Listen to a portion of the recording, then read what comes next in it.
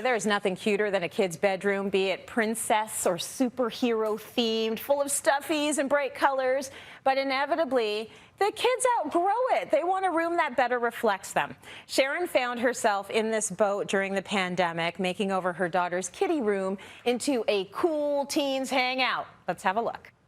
It seems like I've been working on my daughter's bedroom makeover throughout this entire pandemic. Now, Megan's room was really cute when she was 6. But now that she's in high school, it's definitely time for an update. Her big dream was to have more space, so she could have more than just a bed and a dresser in the room, but have room for a desk for schoolwork, and while she was dreaming, maybe even a cozy corner to hang out and even have room for a sleepover one day. Well, we ended up removing the wall between the spare room and her bedroom, so we were able to do just that. Megan was so excited to help with the makeover and double up her space that she got right in there and helped tear the wall down. Now, luckily the wall wasn't load-bearing, so it was rather easy to remove and open up the space. There was some flooring patches and of course drywall prep work to do to clean the area up, but then I was ready to paint. In the meantime, Megan had gathered some great ideas and inspiration for her new room.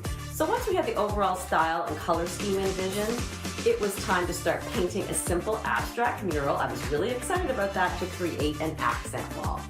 And I was creative with the extra closet to clear up some floor space and be able to satisfy all of her needs.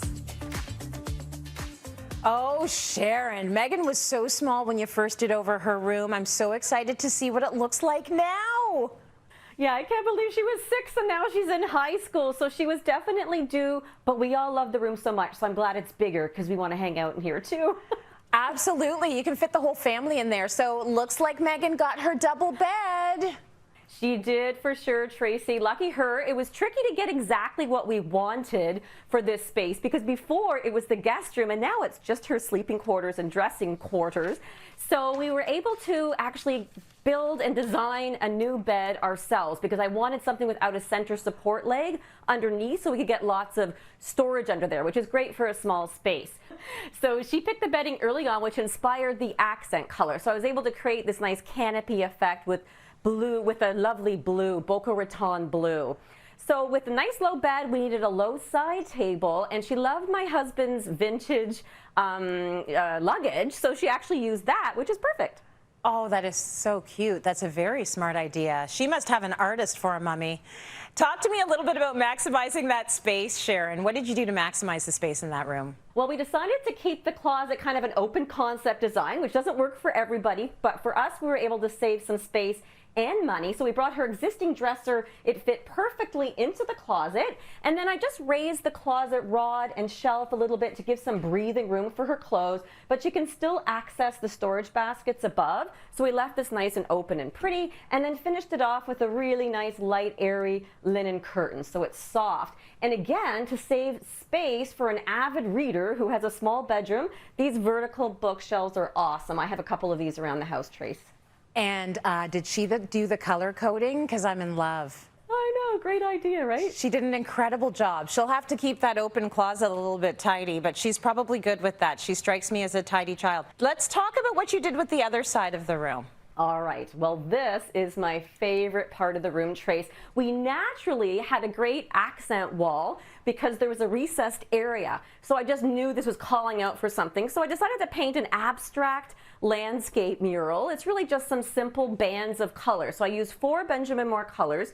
Creamy satin is at the top, and this color actually went on the ceiling, the walls, and connects both spaces. And then I used a little bit of serendipity, a nice sandy tone, peaches and cream, which is one of my favorites now, and I brought over some Boca Raton blue as well.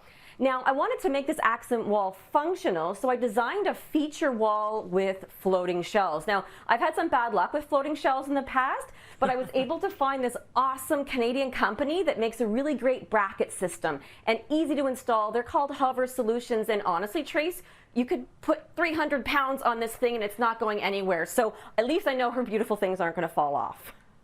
That's really good. We've had some bad luck with floating shelves as well. So you want to know that it's really in there.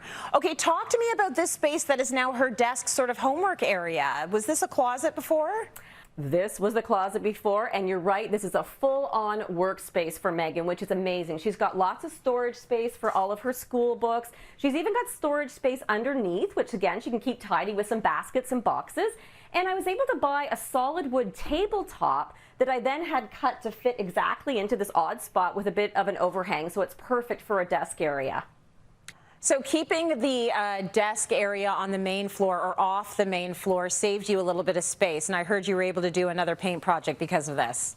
Of course, with all the space that we had, we were able to bring her keyboard upstairs, which was awesome, but it was a dark brown laminate, and that would not do. So I painted it with the same advanced paint and collector's item as I did on the trim, and now it just blends in perfectly. So I allowed it to be up here. Now we were also able to save extra furniture space by having a nice chair that we can move from the desk over to the keyboard and back and forth for her. I'm so impressed. You've done such a great job, but I hear we're saving the best for last. What else have you got for us? Yes, Tracy. Okay, this project is my absolute love child, okay? I have to admit, though, it would have been easier if we just drywalled over the door that we're trying to hide. But we figured down the road, if someone ever wants to make 2 rooms again, we want to keep the door. So we hit it very creatively with this awesome big photo collage art project around the full-length mirror, which we did want anyway. Now, Megan has always loved doing collages since she was little. This was a bigger scale, so she let me help her, and we printed off some of our awesome family trip photos, some great memories, and we incorporated some art cards and make it look really cool. And honestly, I'm gonna have to make another one of these for me. Oh, it is so good. She's definitely got that eye. Incredible, incredible. The entire space, I love it, particularly that mirror, very Instagrammable. Perfect for a teen, right, Sharon? Absolutely. Thanks, Trace. You'll have to come over and hang out with us. Yes, I will.